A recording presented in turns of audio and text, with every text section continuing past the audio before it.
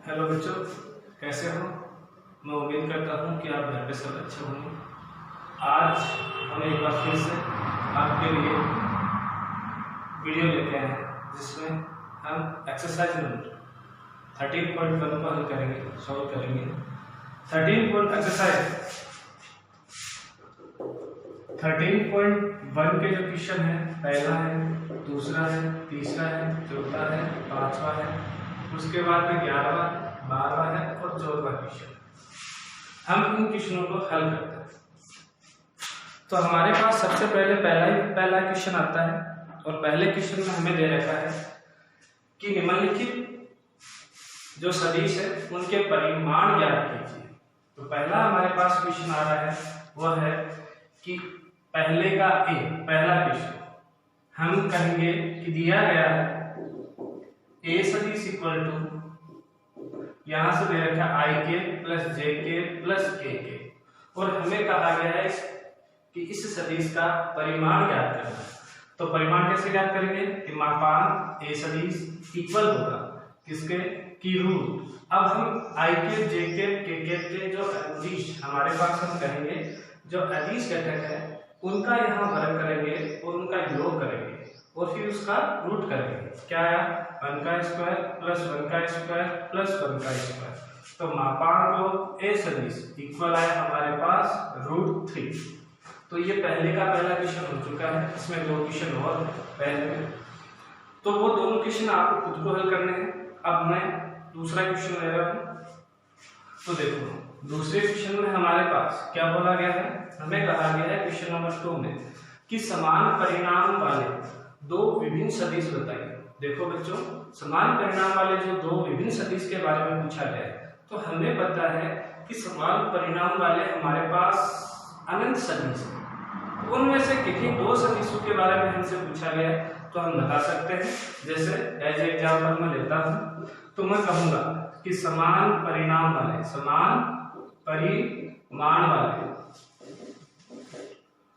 दो सदिश। तो देखो एक सदिश है मेरे पास ए सदिश जिसको मैंने लिखा आई के प्लस 2i के प्लस 3k के। दूसरा सदिश मैंने लिखा डी सदिश, उसको लिखा 2i के प्लस 3j के और प्लस लिखा मैंने k। यदि इन दोनों सदिशों का मैं परिमाण ज्ञात करता हूं तो इन दोनों सदिशों का परिमाण हमेशा क्या आएगा? समान आएगा। अब उसके बाद में हम बात करते हैं तीसरे क्वेश्चन की। तीसरे क्वेश्चन में कहा गया है कि समान दिशा वाले दो विभिन्न सदिश बताइए। तो बच्चों समान दिशा वाले दो विभिन्न सदिश हमारे पास अनंत सदिश है। उनमें से ही मैं कोई दो सदिश लेता हूं। तो देखो तीसरे क्वेश्चन के बाद क्या कहा गया है? समान दिशा वाले दो सदिश। तो देखो यहां से पहला मैंने सदिश लिया ए सदिश जिसको लिखा आई के प्लस जे के प्लस क्या लिखा के। दूसरा सदिश मैंने लिया बी सदिश, उसको लिखा 2i के प्लस 2j के प्लस 2k। मैं यहां देख रहा हूं कि बी सदिश बराबर किसके आ रहा है? 2a सदिश क्या आ रहा है? 2a सदिश क्या है? अपन ने अदिश गुणनफल में पढ़ा था कि यदि मैं किसी सदिश को अदिश राशि से गुणा करता हूं तब मैं अदिश राशि से गुणा कैसे करता हूं, और वह अदिश राशि से गुणा करने के बाद में जो एक नया सदिश बना है वह सदिश पहले वाले सदिश के क्या रहेगा? समरेखीय रहेगा, मतलब सरेखीय रहेगा। और सरेखीय रहने का मतलब है उन दोनों की दिशाएं हमेशा क्या रहेगी? समान रहेगी। तो ऐसे ही हमारे पास हम देख रहे हैं कि ए सदिश और बी सदिश उसी गुणधर्म का पालन कर रहे हैं, इसलिए ये दोनों सदिश आपस में समान दिशा वाले क्या है? दो सदिश। अब हम उसके बाद में हमारे पास जो चौथा क्वेश्चन है उसको हल करने की कोशिश करते हैं। चौथे क्वेश्चन में हमारे पास कहा गया है, क्या कहा गया है? हमें कहा गया है x और y के मान ज्ञात कीजिए ताकि सदिश 2i के प्लस 3j के और दूसरा हमारे पास दे रखा है xi के प्लस yj के क्या हो? समान। तो मैं यहाँ से क्वेश्चन नंबर 4 को हल करता हूँ। मैं कहूंगा कि माना कि ए सदिश बराबर क्या है? 2i के प्लस 3j के और b सदिश बराबर क्या है यहाँ से xik प्लस yj दे रखा है।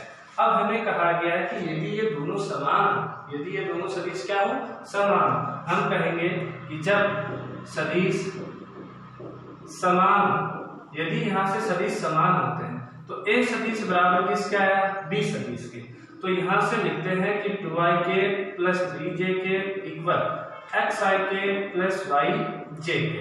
अब यदि मैं इनके जो संगत घटक, यदि उन संगत घटक की तुलना करता हूँ तो यहाँ से मैं देख रहा हूँ कि x किसके इक्वल आया है 2 के, y किसके इक्वल आ रहा है 3 की।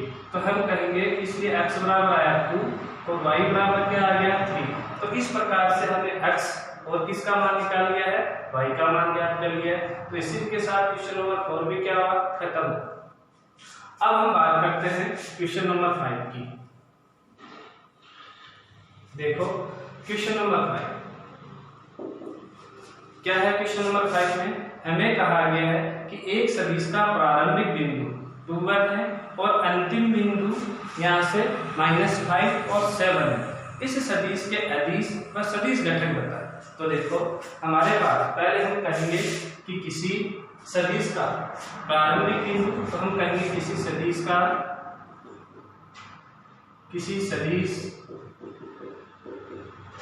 A का प्रारंभिक बिंदु यहां से दे रखा है हमारे पास 12 और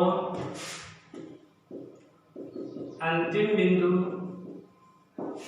यहां से वो गिवन है -5 7। तो हम कहेंगे कि इसलिए सदिश, सबसे पहले हम इस सदिश बनाएंगे किन्हीं दो बिंदुओं से बनने वाला सदिश हम पहले भी पढ़ चुके हैं। तो उसी प्रकार से अब हम फिर से एक बार ए सदिश बनाएंगे। ए सदिश कैसे आएगा -5ik प्लस 7j और माइनस ये क्या होगा कि अंतिम बिंदु का स्थिति सदिश माइनस प्रारंभिक बिंदु का स्थिति सदिश। तो यहाँ से क्या जाएगा 2ik प्लस क्या आ चुका है j। तो ए सदिश इक्वल यहाँ से हमारे पास हुआ -7ik और ये यहाँ से हुआ +6j। ठीक है। अब हमें इसके बारे में पूछा गया है कि इसके सदिश घटक और क्या बता रहे हैं अदिश घटक बता रहे हैं। तो हम कहेंगे इसलिए सदिश ए सदिश के अदिश घटक, अदिश मतलब जिनकी दिशा नहीं हो, जिनकी हमें दिशाओं के बारे में ज्ञान नहीं हो। तो अदिश घटक हो चुके हैं हमारे पास, यहाँ से कौन से हुए अदिश घटक हुआ -7 और कौन सा 6 हो चुका है। और सदिश ए सदिश के सदिश घटक और सदिश घटक क्या है हमारे पास यहाँ से -7ik और क्या है 6j। मैं यहाँ देख पा रहा हूँ कि इनके साथ ik और jk है। इसका मतलब ये इनकी दिशाओं क्या कर रही है निरूपित कर रही है। और निरूपित करने के कारण से ये इसके क्या हो गए सदिश घटक हो गए। और -7 और 6 क्या है अदिश घटक है। क्यों? क्योंकि यहाँ इनकी दिशाओं को निरूपित करने वाला कोई नहीं। अब हम बात करते हैं हमारे पास क्वेश्चन नंबर कौन सा है 9 की। क्वेश्चन नंबर 11 की बात है। तो क्वेश्चन नंबर 11 की ओर बढ़ते हैं। देखो क्वेश्चन नंबर 11 की यदि मैं बात करूं तो क्वेश्चन नंबर 11 में हमारे पास दे रखा है क्या है कि दर्शाइए कि कोई दो सदिश दिए गए हैं और वो दोनों सदिश हमारे लिए क्या है सरेखीय है। तो हमें ये प्रूफ करना है। तो हम कहेंगे कि दिया गया है, क्या दिया गया है कि हमारे पास कोई एक ए सदिश है और ए सदिश इक्वल टू दे रखा है हमारे पास 2ik -3jk और उसी के साथ हमारे पास दे रखा है +4k। दूसरा हमारे पास यहाँ से बी सदिश है और बी सदिश इक्वल दे रखा है यहाँ से हमारे पास -4ik और उसके बाद में है +6jk और उसके बाद में है -8k। यदि मैं यहाँ दोनों सदिशों की आपस में तुलना करता हूँ तो मैं ये देखता हूँ कि बी सदिश बराबर चूंकि ये है। अब मैं इस बी सदिश को कैसे लिख सकता हूँ कि मैं कहूँगा इसलिए बी सदिश यहाँ से यदि मैं -2 को कॉमन लेता हूँ तो -2 को कॉमन लिया तो क्या आया मेरे पास यहाँ से 2i minus 3j plus 4k और यहाँ से मैं फिर से देखूं तो b सदिश इक्वल आया कि -2। अरे ये जो सदिश है किसके बराबर है? a सदिश के। तो हम यहाँ से देख रहे हैं कि हमारे पास हमने एक प्रॉपर्टी गुणधर्म पढ़ा था, कौन सा, जो अभी मैंने पिछले 2 क्वेश्चन से पहले रिपीट करवाया था। उसमें यह दिया था कि इन दोनों की दिशाएं कैसी हैं? समान। क्यों? क्योंकि b सदिश बराबर क्या है? एक अदिश राशि और एक क्या है? सदिश है। तो इनके गुणनफल से हमारे पास हमें ये पता चला कि b सदिश और a सदिश कैसे हैं? सहरेखीय हैं। तो हम कहेंगे कि इसलिए a सदिश और b सदिश कैसे हैं? सहरेख है, क्योंकि इन दोनों की दिशाएं कैसी हैं? समान। अब हमारे पास हम क्वेश्चन नंबर चलते हैं 12 पे। क्वेश्चन नंबर 12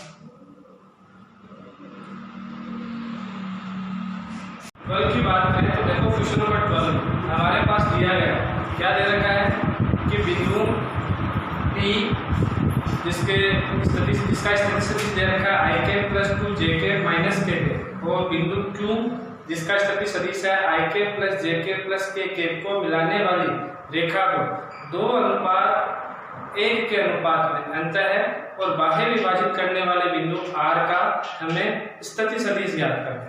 तो हम लिखते हैं, हम कहेंगे कि दिया गया है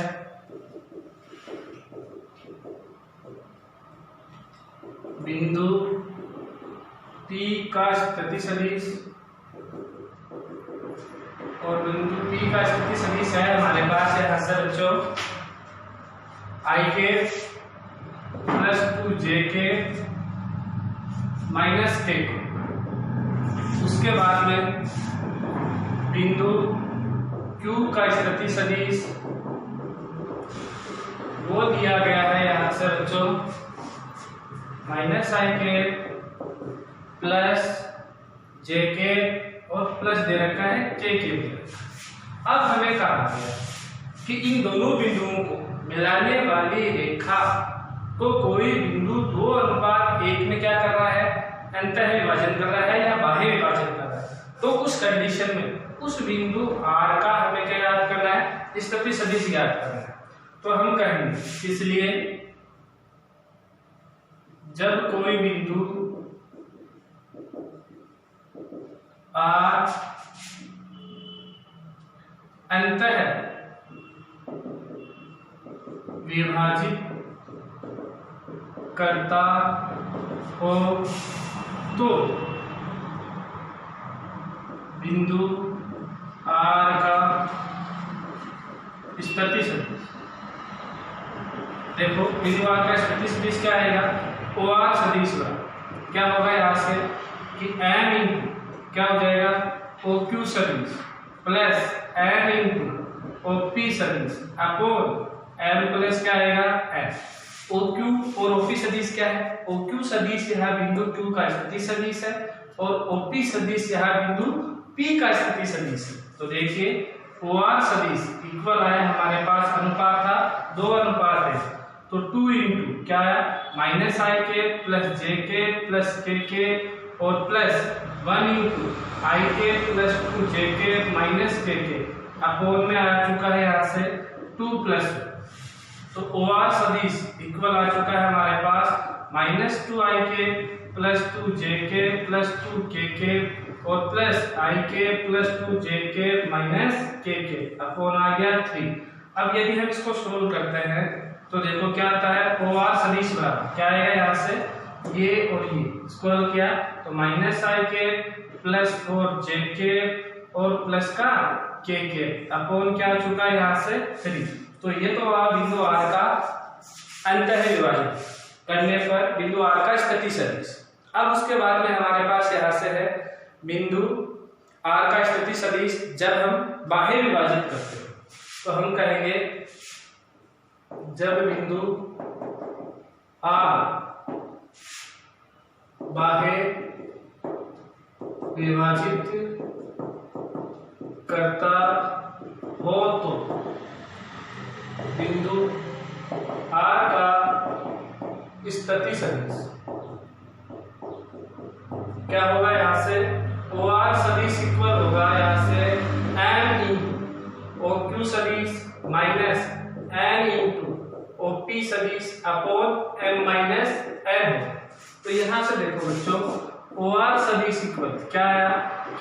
इंटू, यहाँ से देखें तो हमारे पास आ रहा है माइनस आई के प्लस जे के प्लस के और माइनस 1 इंटू आई के प्लस 2 जे के और माइनस के अपोन में आया 2 माइनस 1।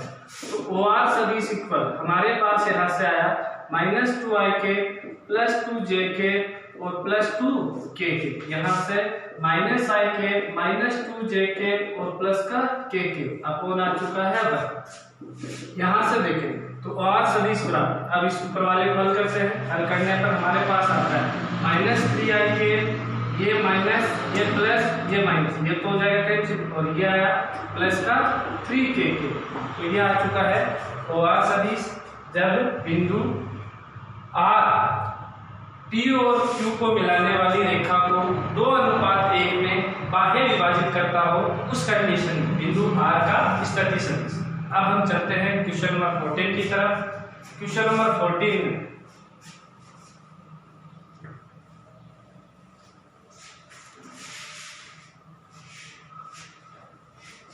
क्वेश्चन नंबर 14 में हमें कहा गया है कि दर्शाइए कि बिंदु A, B और C जिनके स्थिति सदिश क्रमशः A सदिश, B सदिश, C सदिश है और एक समकोण त्रिभुज के शिशु का निर्माण करते हैं। तो हम कहेंगे क्वेश्चन नंबर 14 मैं सबसे पहले यहाँ कहूँगा कि दिया गया है, क्या क्या दिया गया है यहाँ से देखते हैं। तो हमारे पास दिया गया है क्या कि त्रिभुज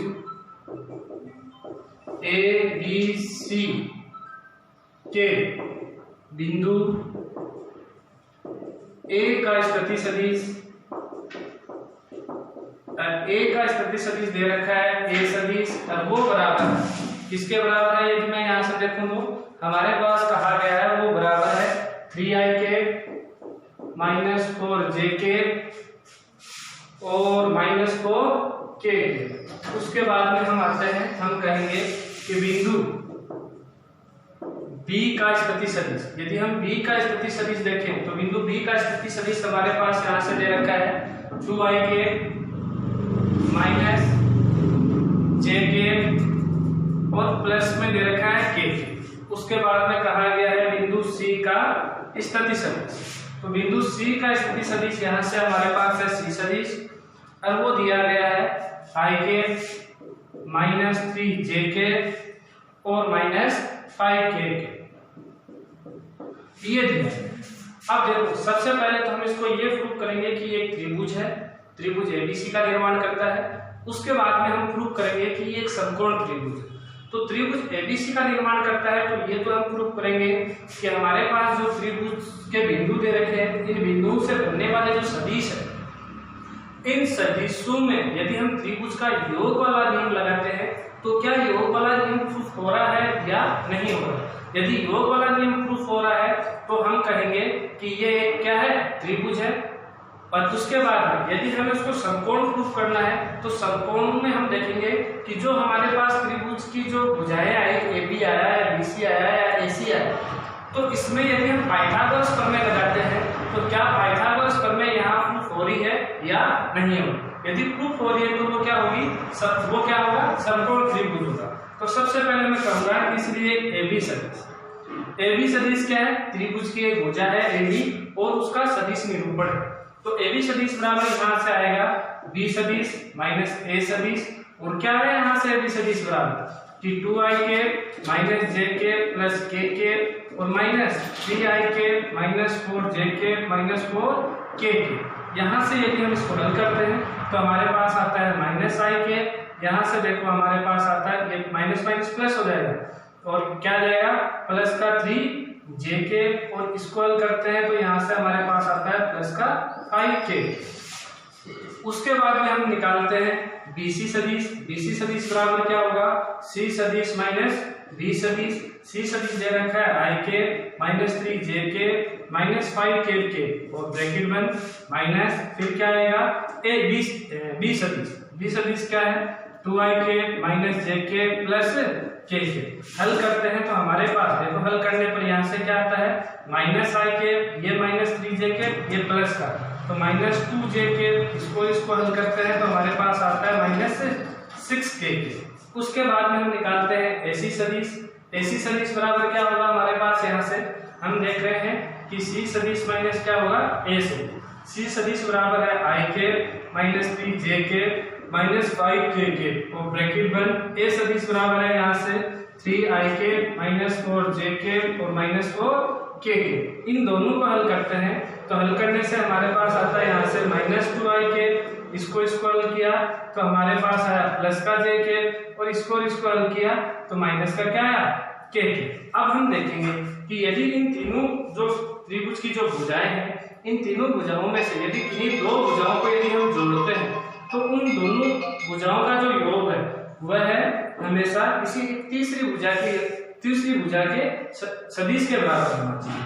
तो यदि हम यहाँ से बात करते हैं तो मैं देख पा रहा हूँ कि यदि मैं इन दोनों का ऐड करता हूँ तो दोनों का ऐड इसके बराबर हो रहा है या नहीं हो रहा। मैं कहूंगा कि चूंकि AB सदिश प्लस BC सदिश वो किसके बराबर आ रहा है यहाँ से AC सदिश के। कैसे देखो माइनस आई के माइनस 2 आई के, फिर उसके बाद में प्लस का 3j के माइनस का 2j के प्लस का j के और उसको बाद इन दोनों को जोड़ते हैं तो माइनस से क्या आया के। इसका मतलब ये बात कि AB सदिश प्लस BC सदिश किसके बराबर है AC सदिश के। तो हम कहेंगे कि इसलिए त्रिभुज के नियम से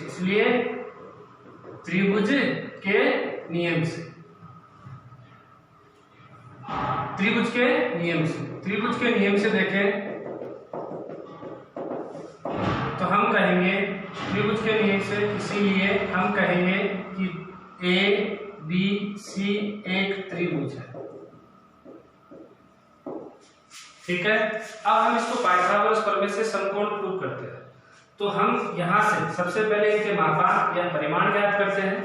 सबसे पहले हम कहेंगे तथा मापांक को एडी सदिश ज्ञात करेंगे तो क्या आएगा कि रूट यहाँ से आता है -1 का स्क्वायर प्लस 3 का स्क्वायर प्लस 5 का स्क्वायर। हमारे पास हुआ 25 34 एक 35, तो ये हो गया रूट 35। उसके बाद हम ज्ञात करते हैं BC सदिश बराबर देखें तो क्या आएगा कि रूट यहाँ से -1 का स्क्वायर, फिर आता है हमारे पास यहाँ से प्लस में -2 का स्क्वायर प्लस में फिर आता है -6 का स्क्वायर, यहाँ से आता है 36 40 और 41 मतलब रूट 41। और उसके बाद में हम निकालते हैं तो AC सदिश का मापांक ज्ञात करते हैं, वो आएगा कि रूट यहाँ से देखते हैं तो -2 का स्क्वायर प्लस 1 का स्क्वायर प्लस -1 का स्क्वायर और यहाँ से आता है रूट 6। मैं देख पा रहा हूँ या मैं कहूँगा कि चूंकि यहाँ से इन दोनों के वर्गों का योग मैं देख पा रहा हूँ कि किसके बराबर आ रहा है, इसके बराबर आ रहा है। तो मैं कहूँगा कि चूंकि मापांक को AB सदिश का स्क्वायर प्लस मापांक को AC सदिश का स्क्वायर वह बराबर है मापांक को BC सदिश के स्क्वायर। देखो जरा है या नहीं, बराबर है। अगर ये बराबर है तो हम कहेंगे इसलिए त्रिभुज ABC एक समकोण त्रिभुज।